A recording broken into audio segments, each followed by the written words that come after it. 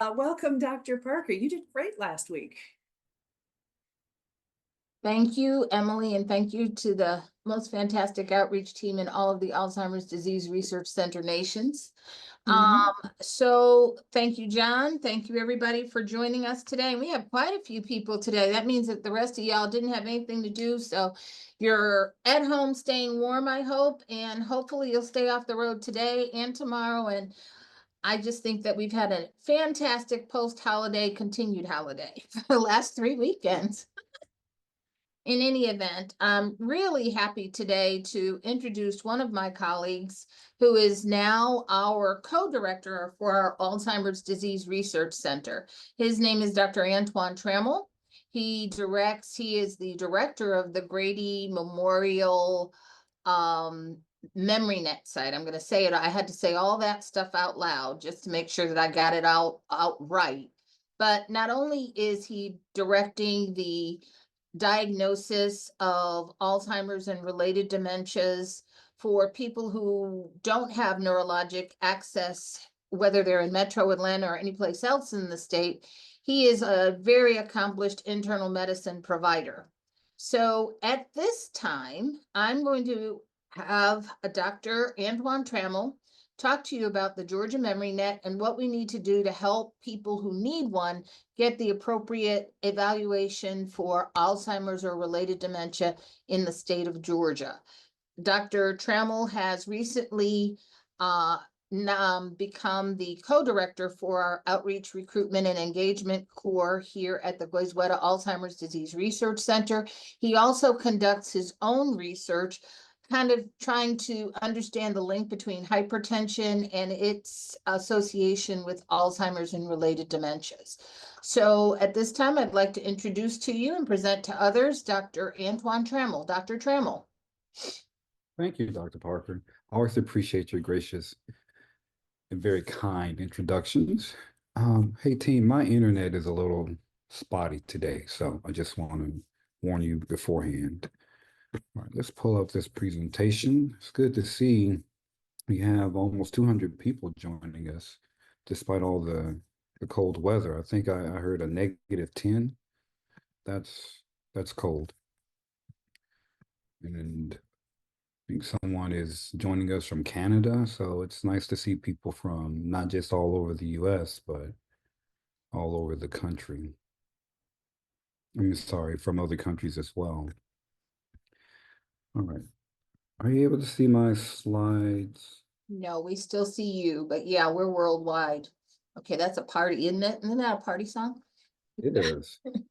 From Ludacris, isn't it? Eventually, Ludacris. Right? I'm just waiting for you to get your own show. There you go. We're good, Dr. T. Perfect. Dr. Phil, Dr. Oz, Dr. Parker, boom. All right. So again, thank you for that wonderful introduction. I will be talking about the Georgia Memory Net today. And just want to give a shout out to my wonderful oral core team and Dr. Parker. They are the absolute best. So a little background. I'd say for the last 50 years, there's been a social movement to improve the awareness of Alzheimer's disease. Symptoms, steps to diagnose it and treatment. And this culminated in a national plan to address Alzheimer's disease in 2012. And part of that was funding for something called BOLD, Building Our Largest Dementia Program. And this was the government, it was an effort that is funded by the government through the Centers for Disease Control. And the goal of BOLD, or BOLD programs, include preventing and early detection programs for Alzheimer's disease at local and state levels. So part of the funding requires that every state develop a national plan for Alzheimer's disease. Well, as of 2024, just this past summer, all 50 states, the District of Columbia, and Puerto Rico had in fact developed statewide plans. But the initiatives and the areas of focus within those state plans and even the funding by the various states and local governments does vary. So today I'm going to talk about Georgia's plan and our statewide funding initiative called Georgia MemberNet. So remember, the national plan was developed in 2013, and by 2012, and by 2013, the Georgia General Assembly had created the Georgia Alzheimer's and related dementias task force, which was a multidisciplinary group focused on improving dementia research, community awareness, training of providers, and also care. By 2014, our state plan was finalized. And in 2017, the Georgia General Assembly allocated $4 million for the Georgia Alzheimer's Project, which gave birth to Georgia MemoryNet. Right. So the Georgia Department of Health and Human Services oversees the program, and in particular, the Division of Aging Services. And the contract with Emory, the Cognitive Neurology and Alzheimer's Disease Research Center, to manage the program. As a result, formal partnerships across the state with various healthcare systems, community agencies, and other statewide networks were created. And this was to create this network for care. By 2022, we had received an additional $3 million. So in 2017, that $4 million helped create 5 memory assessment clinics, or MACs. And by 2022, we used the additional funding to expand our operations to 2 more clinics and to also develop a telehealth program for people in more remote areas.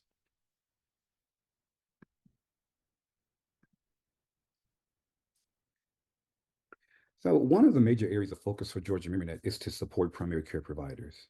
So as you can see, if you look at the top of this graph at the orange line, the length of a visit from between 1997 and 2005 increased by about 3 minutes. The number of clinical items, meaning the things that your primary care provider and even providers in other specialties are responsible for addressing within that time period, increased. So if you look at the blue line, what you can see is there's a net reduction in time to address items. So in 1997, providers were able to address roughly 4 items per clinical visit. But by 2005, it was slightly less than 4, 3.8. So ultimately, this is coming from the consequences of healthcare and scientific advancements. People are living longer, we're focusing more on early detection, but there's only so much time that we can get it done within a visit. So as healthcare visits become longer, there's just simply more things to address, but we find that there's less time to cover things like screening for memory and thinking issues. So let's compound that with the fact that as of 2023, we know that there were 1.4 million people in the state of Georgia who are 65 years or older. And by this year, we expect almost 200,000 people to be diagnosed with Alzheimer's disease in the state who are 65 and older. But younger people have also reported cognitive issues. And by cognitive, I mean memory and thinking issues. Particular between a period of, say, 2011 to 2013, about 385,000 people in Georgia who were 45 and older said that they had a memory or thinking issue. They got worse within 12 months, and the majority of them, 80%, said that they had never been evaluated. So when you put this together, in primary care, you have less time for clinical items. Cognitive neurology wait times can be more than a year, and this results in delays in diagnosis and treatment. And this can have fairly profound consequences, personally and financially. Caregiving. Someone is responsible for taking care of aging parents or other relatives who have dementia. And that is typically a younger person in many household women.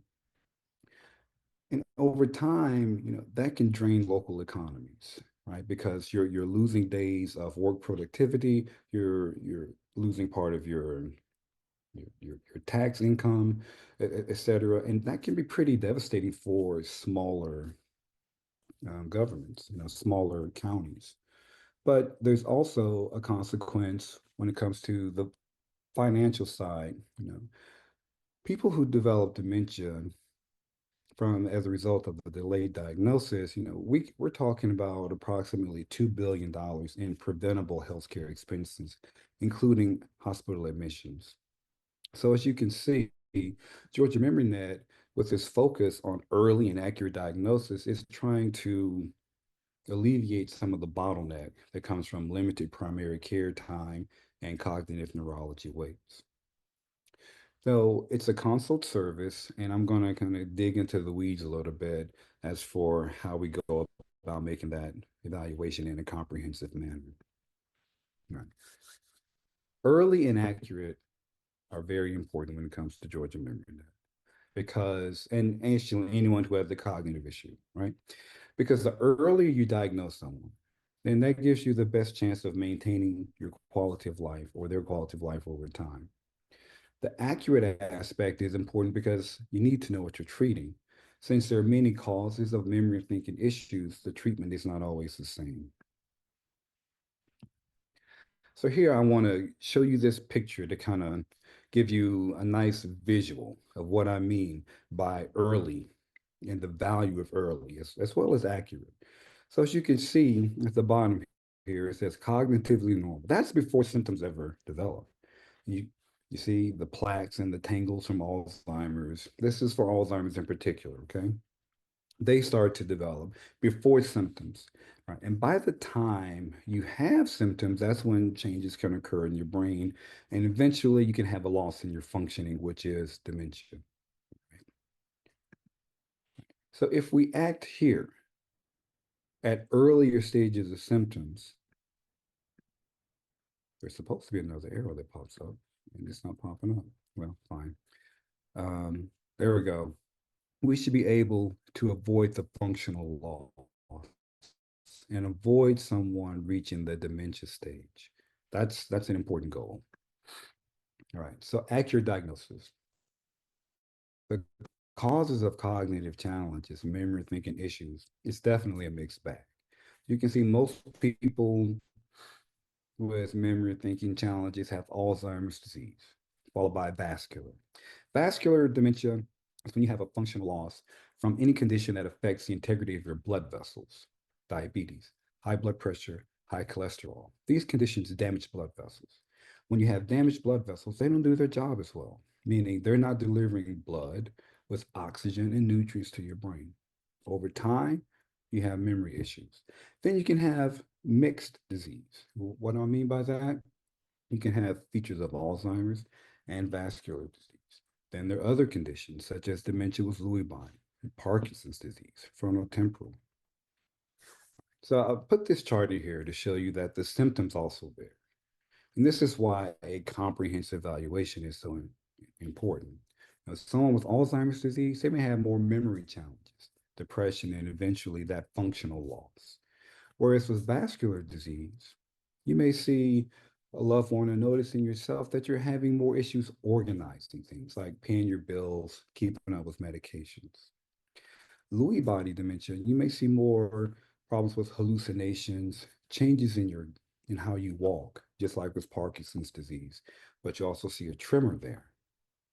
Whereas with frontotemporal dementia, even though it's similar to Alzheimer's, it usually affects people at younger ages. You may see more pronounced personality and behavior changes, and so on. So I hope you get the idea that there's a mixed bag, the symptoms vary, the causes vary, and of course, the treatment can vary. Right.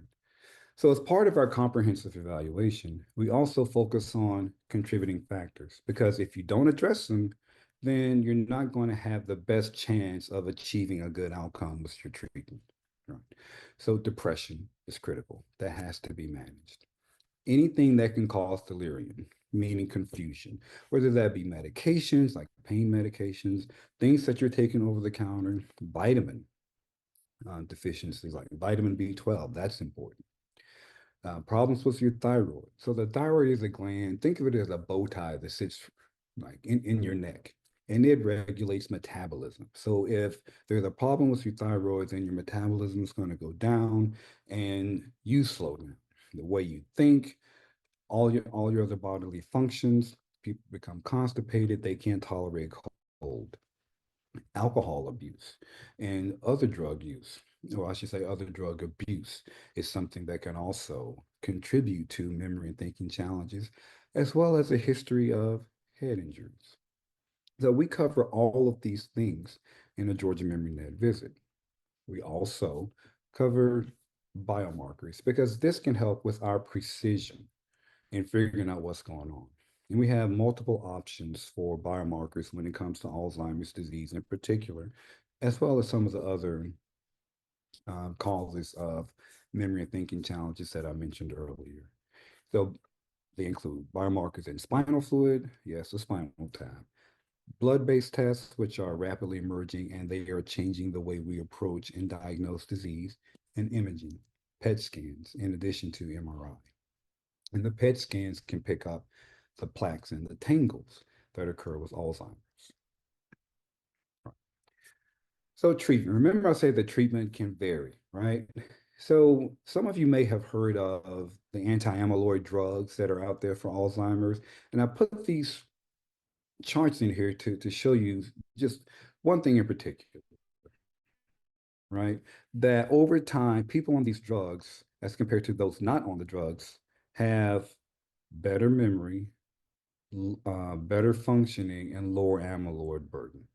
So accurate and precise, or early and precise or accurate diagnoses is important. Now, let's see how the sausage is made. How do we actually pull all of this together? Every Georgia Memory Net evaluation can be 2 to 3 or more visits.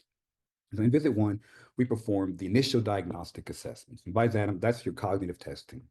That's the provider interview with the patient and a relative or close friend, someone who knows you and can give us an idea about how you have changed, as well as a social worker talking with a close friend, relative about how you may have changed and what you may need, because the caregiving component and finding resources to help the caregiving is absolutely critical. So by visit 2, we put all of this together. And I would say, listen, Mr. Ms. Smith, we think that based upon your MRI, your family history, the symptoms that you're having, the blood work, this may be Alzheimer's disease, and your depression may be contributing to this. So it's important to treat the depression, to make sure your high blood pressure is controlled. And we want to do some additional tests to see if you can qualify for anti-amyloid treatment. All right. So by visit 3, that's when we bring people in and we do our biomarker assessments. All the while, our social worker puts out referrals, or we call them community service educators. I'll put out a referral to an aging agency or an Alzheimer's association, sometimes both, in whatever part of the state you may be living in, so that they can then mobilize resources to help your family and other caregivers. After that, we send a report to the primary care provider, because recall, a goal for Georgia Memory Net is to support primary care provider teams. So this is really getting into how the sausage is made. PCP sends a referral, and as you can see at this first visit, it can take up to 3 hours. That's what I mean by comprehensive. So you have the cognitive testing, the CSE, or community service educator, and then the provider portion. By the second visit, you can see sometimes that can take 2.5 hours, right? Because we're following up on things, and we incorporate the time element because simply there's a lot to address. But the visits can be very emotional. People have a lot of questions.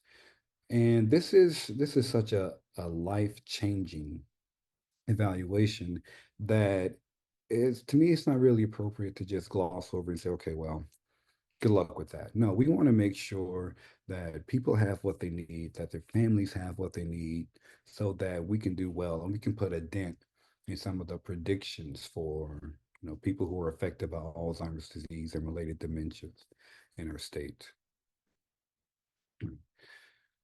Placement of our memory assessment clinics was, in fact, very strategic.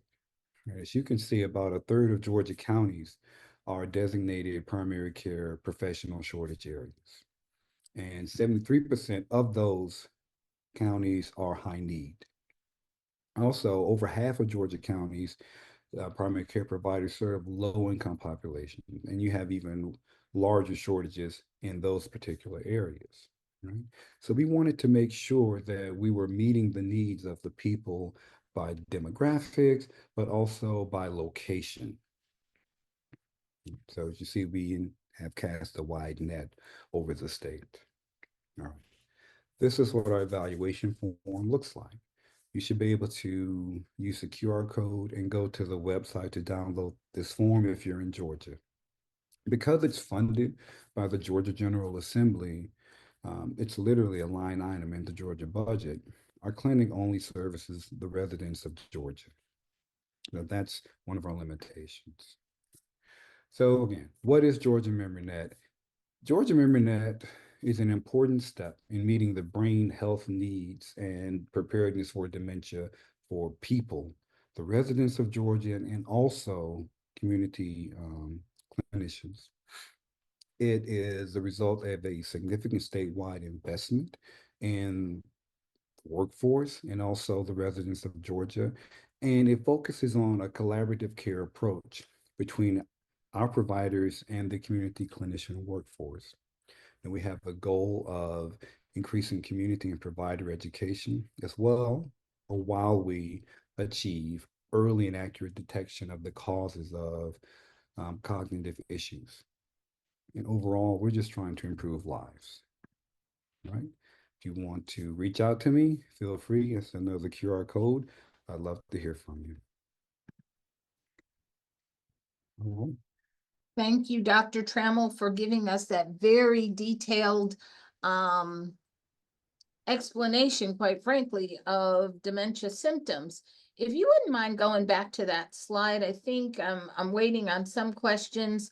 I think it's really important to talk about how dementia symptoms can look like other things. And it's real important for people to make that connection. And you did a really good job explaining that. I think you're talking about. Keep going. You had a list of, there we go. Accurate diagnoses, these different symptoms. And just for the sake of the discussion, can you kind of talk about how, yeah, we talked about Wendy Williams and her different symptoms over the week. So when you look at your list, can you kind of talk about her maybe overlapping kinds of symptoms? And everybody kind of thinks, oh, I've got Alzheimer's, or oh, I've got this, but a lot of times these symptoms overlap. Can you kind of go into that a little bit more? About how, yeah, Please? yes, Just for our the audience.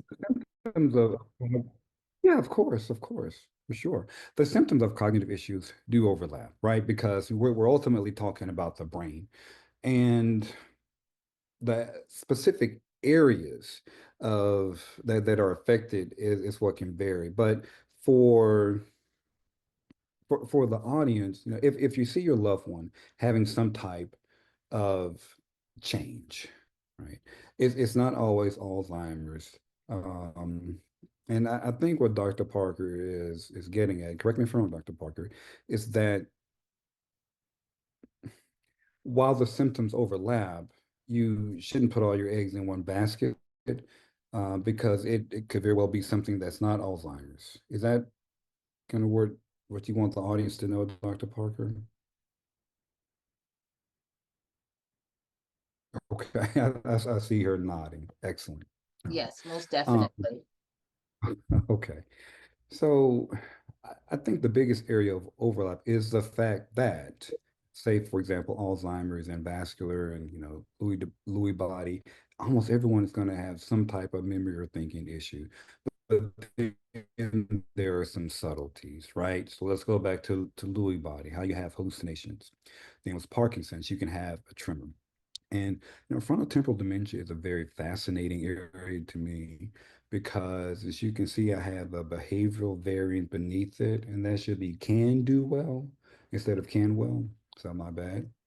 But they can do rather well on memory and thinking tests, yet they have compulsions, meaning they will start hoarding. They have poor insight, like disinhibition. They may say things that are just floridly inappropriate for whatever situation they may be in. And you have something primary progressive aphasia, which is, two lines beneath that. And that is accompanied by a noticeable loss in language, right? So people will lose the ability to speak and perhaps name objects. I recently diagnosed someone with progressive supranuclear palsy. And this person had a lot of falls, their movements became slow. They also had abnormal eye eye movements, like they couldn't move their eyes in certain directions. And there are even things that can occur much, much later in life, like people who are 85 and older, which is hippocampal sclerosis, where a part of the brain that controls memory begins to shrink. So again, yes, the symptoms overlap, but it's not always Alzheimer's. So as soon as you see someone or notice it in yourself, if you're 45 or older and you feel like you have a problem, don't wait a year. No, a lot can happen in a year. Go ahead, get evaluated, ask for a referral to someone who can perform a comprehensive evaluation, because the earlier you act, the better you can do. Dr. Trammell, there's a question, and you just stated that, but will you clarify if someone is from out of town and they have someone showing signs, what's that first step for someone tuned in today to tell that person of what they need to do if they want to benefit from the Georgia Memory Net? Well, if they're out of town, you know, every state has a plan. Um, Georgia MemoryNet is specifically focused on residents of Georgia. Crystal, I'm not sure if you're asking about someone who is out of town and they have a loved one in Georgia that they're worried about. Yes, and they brought the Uh, loved one and here. that So if they're here in the area, the loved one is here locally, and so they're new to the area, what should be their first step to establish care? Primary Gotcha. care. So Okay. because it's a consult service, that's right, Dr. Parker, primary care. Because we are a consult service, we need a referral from a primary care provider, which And is why we work so hard to educate our community clinician workforce that we exist and that we're here for them to support them, because we want to help take the burden off of you, because we know that you don't have a lot of time to go over all of this. A cognitive test is an hour and a half. So that's just not going to happen within a 20 or 25-minute primary care visit. So that first step is getting a referral, setting up, well, I should say first step, establishing care with a primary care provider, build that relationship with them, get a referral. so on that note, there are a couple of questions, and I just answered one, but there's one from a Ms. Bell in Albany. Would visiting the MAC Memory Assessment Center here in Albany serve us now? My mother's in late stage dementia. I think that one of the things that we've tried to make sure that you are clear about is there are getting an evaluation for Alzheimer's or related dementia is a process, and it starts with your primary care doctor, who has to rule out all the things that we've talked about, like on this sheet. Think about the things that Dr. Trammell's just gone over. We need to have some baseline data and understanding of what your overall physical and function is, and when you started to notice these changes, because medications can create a problem. And a lot of older adults, I used to practice in Social Circle, Georgia, people had a bag of medicine. They would see me in Social Circle, they'd go see another doctor in Atlanta, and they'd bring us different brown bags of medicine. And those medications can have a cumulative effect. They may not be interacting well together. So those are things that you need to go over with your primary care doctor. So in the state of Georgia, we have places for you to go. And I'm going to let Dr.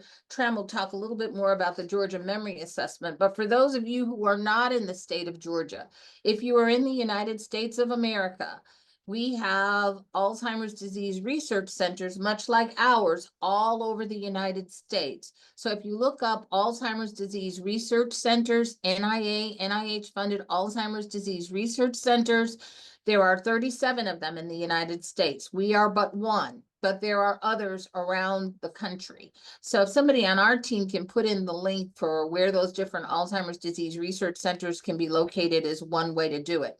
If you don't have an Alzheimer's disease research center in your state, if you go to your state medical school, wherever they're training doctors, every state has a medical school.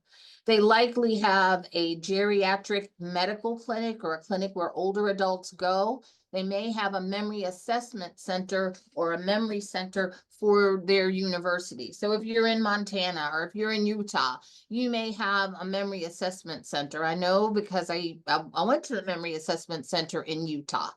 So you may not have an Alzheimer's disease research center, but you may have a memory assessment center.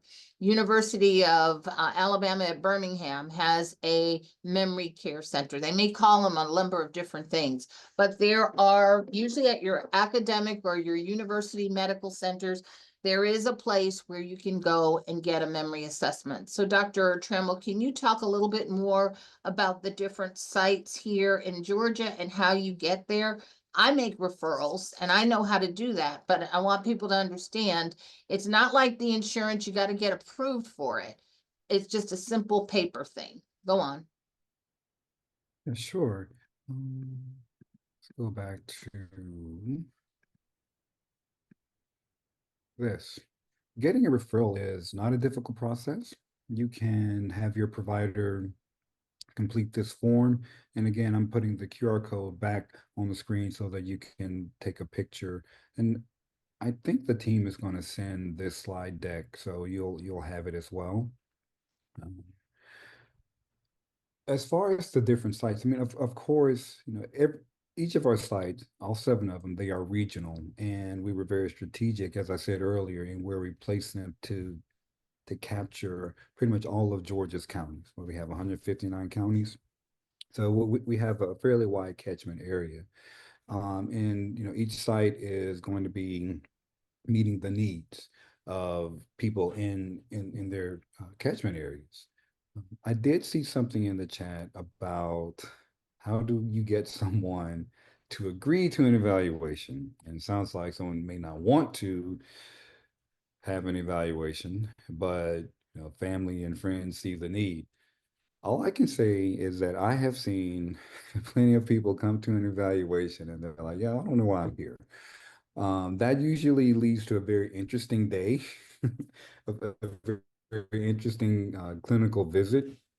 But in situations like that, it does take, and this is a benefit also of having 3 hours to talk with someone and a social worker. It takes sitting down to say, hey, your loved ones are not trying to undermine you. We're never trying to take away your independence. We're actually trying to help you keep your independence. So I think it was Ms. Head who asked that question.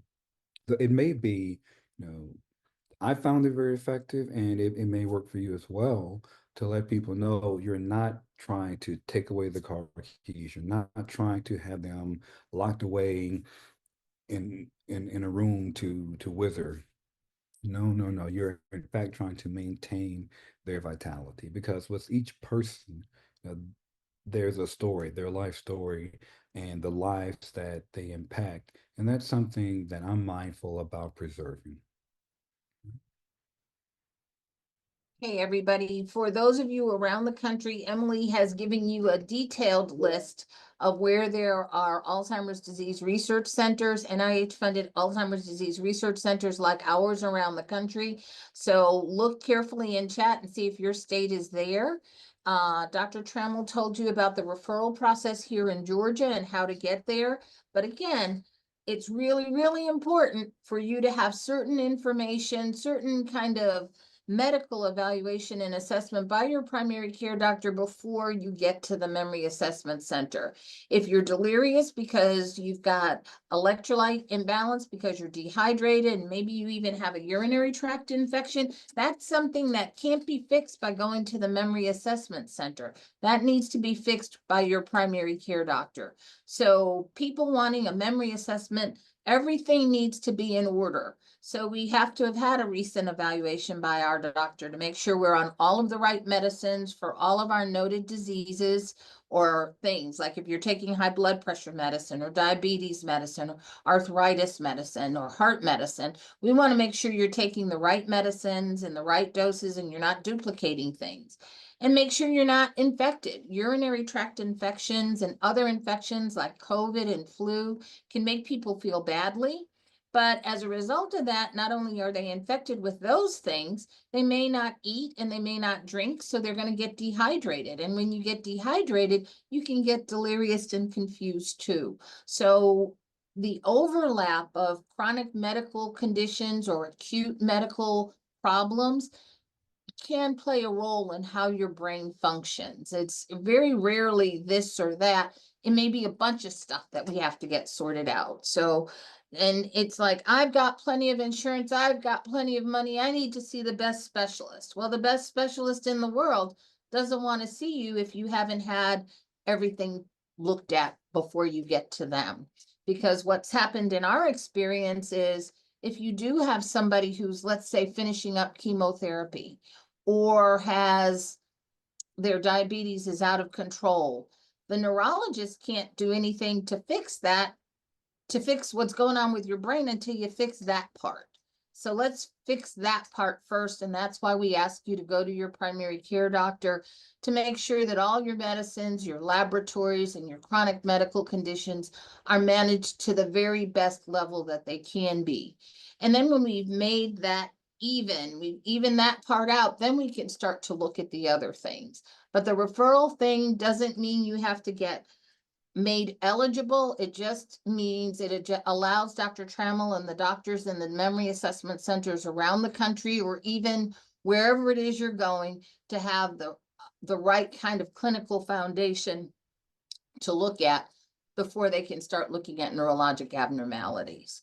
So we have 2 minutes. I want to say thank you to Dr. Trammell for being on our call today and for giving us so much information. Thank you to the crew for letting everybody know about where they can go to get an evaluation in Georgia and around the country.